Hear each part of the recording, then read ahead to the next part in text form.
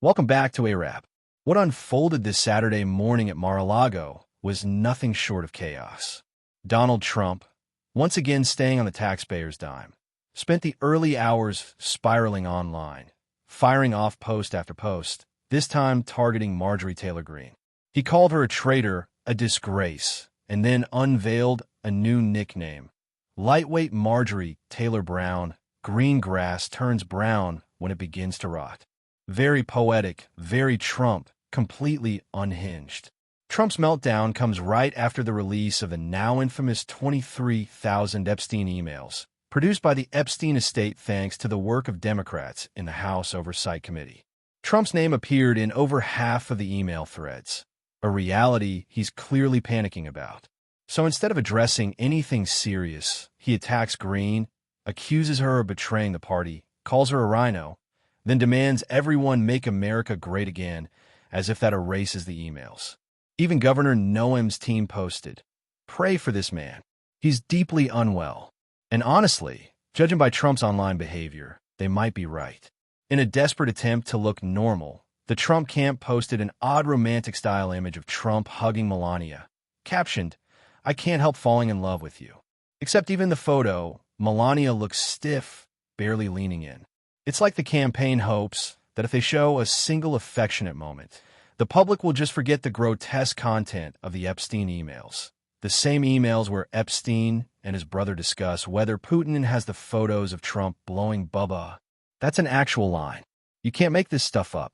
And truly, the warning signs were always there. Remember Trump's campaign rallies?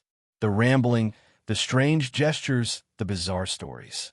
He would scream about magic, whimper, "Mom, I'm sorry," lick the microphone, pretend to perform oral sex on it, all caught on camera. He once randomly told crowds about Arnold Palmer's anatomy in the locker room. Who brings that up at a political rally? That's not charisma. That's not leadership. That's a red flag waving in high definition.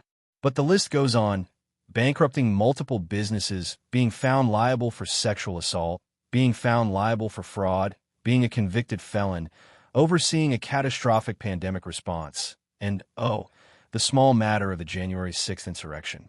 Yet somehow the media still treated him like a normal political figure.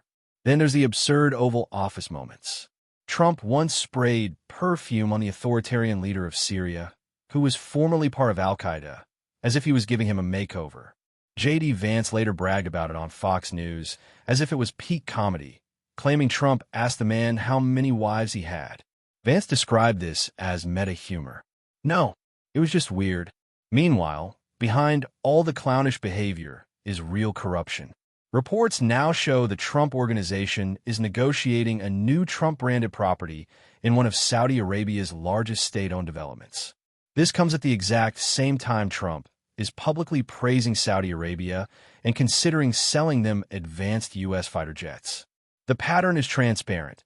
Praise the kingdom, benefit personally, and funnel U.S. military capabilities into the hands of those who flatter him. And other countries seem to have figured him out too. When the Swiss delegation visited, they brought a $130,000 gold bar and a Rolex desktop clock. One Trump official bragged to Axios, they had to beat Apple's gift. It's a gift race straight out of a dictatorship handbook. But amid the chaos, not everyone is bowing. In California, Governor Gavin Newsom and the UC system stood up to the Trump administration. A federal judge blocked Trump's attempt to cut off all UC funding under the fake justification of anti-Semitism.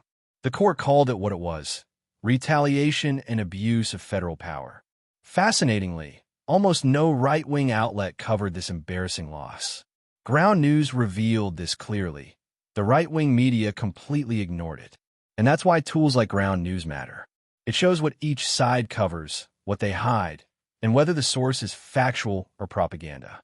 In a political environment polluted with disinformation, blind loyalty, and partisan outrage, understanding your media landscape is a survival skill. As for Trump, the red flags are now glowing neon. Just days ago, he said he underwent an MRI, but didn't know which body part was scanned. Nobody gets an MRI and doesn't know why. He claimed it was perfect, the best result, and then drifted into rambling about mental acuity tests he supposedly aced.